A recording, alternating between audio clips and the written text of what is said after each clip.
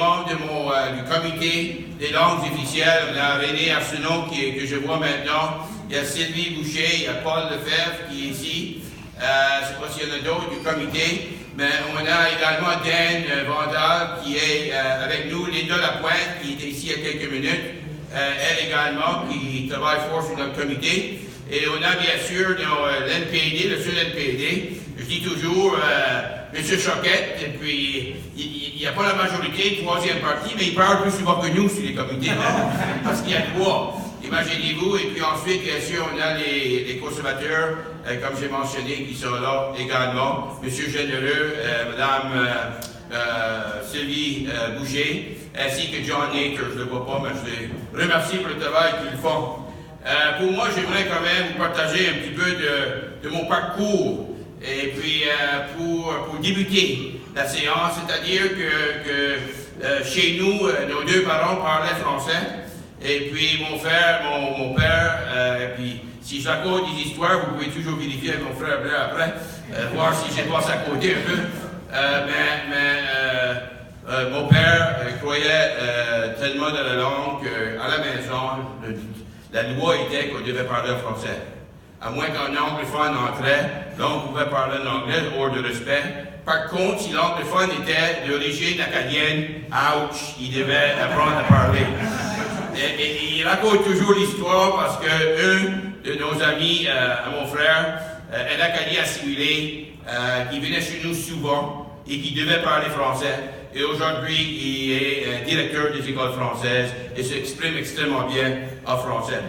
Maintenant, un peu pour débuter, je pense souvent à un ami que vous connaissez bien du Nouveau-Brunswick, Raymond Degg, l'ancien sous-ministre du Nouveau-Brunswick. Et il m'a raconté une histoire, il y a peut-être 5-6 ans passés, que je n'ai jamais oublié. Il m'a dit qu'en 1963, il avait lu un article qui indiquait que dans 5, 10, 15, 20 ans, il n'y aurait plus de français en Nouvelle-Écosse. Imaginez-vous, il y avait quelqu'un, un auteur, qui écrivait de telles choses. Mais en réalité, je crois que je touche tout le monde. Je crois qu'on a vécu jusqu'à un certain point dans les années 63, 65, 67. C'était des années difficiles au niveau du bilinguisme. Et mon père disait quand la loi sur le bilinguisme en 69 a été passée, par le Parti libéral bien sûr, quand cela a été passé, il y a deux choses qui s'est passées qui étaient importantes. La première chose, c'est mon père, l'année avant, il y avait des rumeurs que la loi allait passer. Il est allé voir le DG anglophone du conseil scolaire anglophone, où nous, on faisait partie, bien sûr, parce qu'il n'y avait pas d'école française. Et il lui a dit, ah, tes jours sont limités. Parce qu'on va assurer que le français continue. Et puis la deuxième personne, puis ceci c'était un peu étonnant, vous m'excuserez du commentaire, mais le curé avait dit à mon père, il n'y aura que 2 familles qui parleront français dans 10 ans d'ici, on va éliminer le français dans les écoles. Donc ça c'était en 69, qui était, comme j'ai dit, dans les milieux minoritaires du Canada. Je suis sûr et certain que vous avez vécu jusqu'à un certain point ces défis.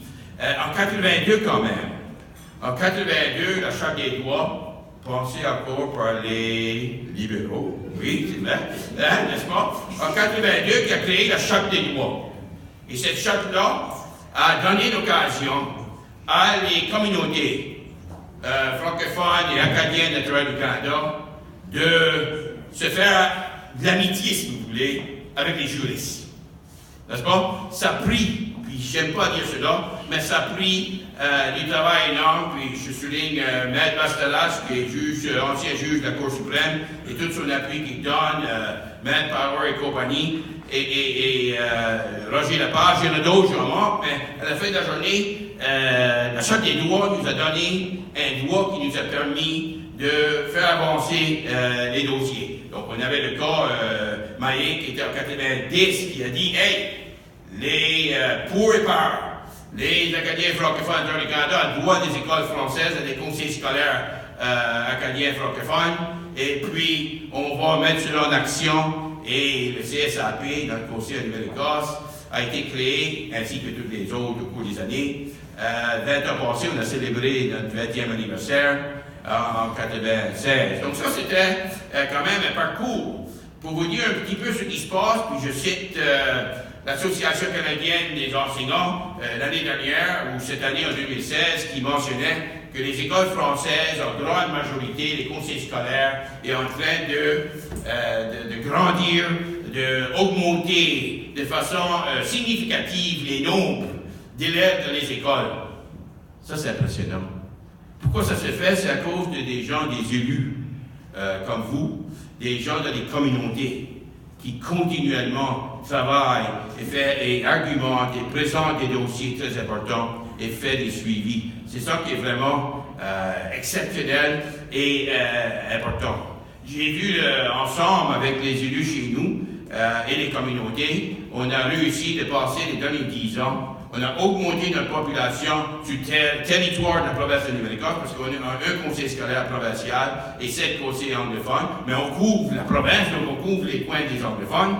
Et puis nous, on a augmenté notre population d'environ 30% de 10 ans. Et les anglophones, en moyenne, ont perdu 15%, qui est un différentiel, si vous voulez, de 45%. Mais ce qui est important, il y a perdu 30 000 élèves. 30 000 élèves, les anglophones dans les écoles. Ça, c'est incroyable. Je veux également remercier énormément la Fédération nationale des conseils scolaires et les élus qui font partie de cela, et aussi le directeur général Roger Paul et son équipe, parce qu'il n'y a pas de doute que le travail qui est en train de se faire depuis le début, mais on a passé des étapes très importantes depuis une dizaine d'années, et ça continue, et c'est très important qu'on continue d'appuyer et de faire avancer les dossiers. Maintenant, je voudrais quand même dire qu'on a fait beaucoup d'avance. On aimerait dire qu'on est content, mais on n'est jamais content. Hein? On n'est jamais content parce qu'il y a toujours d'autres travail à faire. C'est exactement ça qui est important, beaucoup de travail. Donc, si je me prononçais, parce que moi j'ai l'habitude de me prononcer à haute voix, puis je ne garde pas toujours les conséquences de se prononcer. Mais en se prononçant, il y a vraiment deux sujets qui est essentiel pour moi et que nous avons travaillé. C'est toute la question de petite enfance et post-secondaire. Dans le continuum, ça devient extrêmement important parce qu'il faut nourrir, puis il faut assurer qu'il y a post-secondaire pour continuer jusqu'à la fin, si vous voulez, de notre vie. Puis ça, c'est une obligation que nous avons et c'est le moment de faire avancer ce dossier-là. Extrêmement important. Le deuxième, bien sûr, puis vous allez être d'accord avec moi, je suis certain, c'est toute la question de reddition de comptes, n'est-ce pas? La reddition de comptes qui est essentielle et les priorités des conseils scolaires. Il n'y a pas de question que si les conseils scolaires n'est pas en train de partager de façon directe toute la question de ses priorités et assurer que les agents qui sont dédiés vers nos communautés atterrissent où il devrait, afin de faire avancer les dossiers, on n'est pas en train de faire autant d'avance qu'on aimerait et qu'il faut. Et je dis toujours qu'il faut prendre notre place. Juste rapidement, parce que je ne veux pas parler trop longtemps, je veux certainement noter que M. Boissonneau, notre secrétaire parlementaire, qui devait se rendre, a eu une urgence, donc il a dû quitter il y a peut-être une dizaine de minutes. Il s'excuse, mais je peux dire à son nom que le travail qu'il fait avec notre comité pour appuyer les langues officielles est exceptionnel. C'est une personne avec beaucoup d'énergie, c'est une personne avec beaucoup de passion et une personne avec une bonne vision qui travaille de près avec nous. Et à cause de cela, je le remercie pour ce travail et on continue de travailler de ce dossier-là. Rapidement quand même, je vais noter les choses que le gouvernement du Canada, depuis qu'on a été élu, les réussites qu'on a eues. Donc, le premier, c'est les juges bilingues de la Cour suprême. Je sais que ça a eu... Il y a des gens qui étaient un peu énervés, mais on a bien réussi là, finalement. Puis on va assurer que dans le futur, ça va continuer. L'immigration, qui est un sujet extrêmement important. On a remis le programme, si vous voulez, avantage, mais ça, c'est juste le début.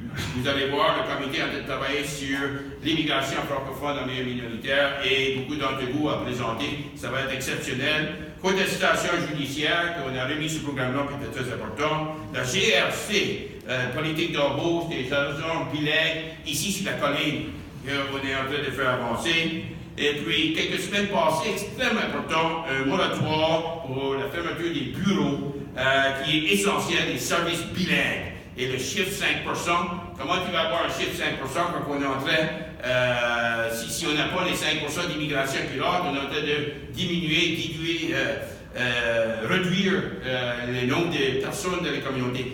Et il faut vraiment travailler envers d'assurer que la mesure, ce n'est pas le 5%, mais c'est la vitalité, la pénibilité des communautés. Les écoles françaises, les communautés qui ont train de travailler ensemble pour faire avancer les dossiers qui sont importants. Donc, cela dit, je vais passer à la deuxième partie. Il y a 3 parties qui, en tout. Puis, la deuxième partie, j'aimerais quand même présenter 2 étudiants qui sont des produits des écoles françaises, soit Jeffrey Carter, venez s'il vous plaît devant, ainsi que Juliana Thomas. Jeffrey avait 2 ans, originaire de Saskatchewan, mes collègues de Saskatchewan qui est ici, bien sûr, et Juliana Thomas, 18 ans, de l'Ontario. Jeffrey a d'ailleurs été page ici au Parlement, donc certains d'entre vous le connaissent probablement, et je dirais que lui connaît quand même un peu le processus, parce que mon adjoint est anciennement un page également, puis si j'oublie quelques procédures, il est certain de me partager cela. Donc, tous les 2 étudient à l'Université d'Ottawa. Jeffrey termine en avril prochain un baccalauréat en sciences de l'environnement, alors que, de sa part, Juliana a débuté l'automne dernier un baccalauréat interdisciplinaire en santé. Tous les 2 sont des lauréats, ça c'est très important, de la bourse Paul Charbonneau, qui fait partie bien sûr de la Fédération et de ses partenaires. Et cette bourse est dédiée pour reconnaître l'excellence académique et l'engagement des élèves dans nos écoles françaises en milieu minoritaire qui choisit de poursuivre leurs études dans les universités françaises. Donc, je vous donne la parole, les 2, s'il vous plaît. Bonsoir tout le monde. Il me fait plaisir, Juliana et moi, d'être présents parmi vous. On a aussi eu d'autres lauréats qu'il faudrait souligner aussi. Bravo!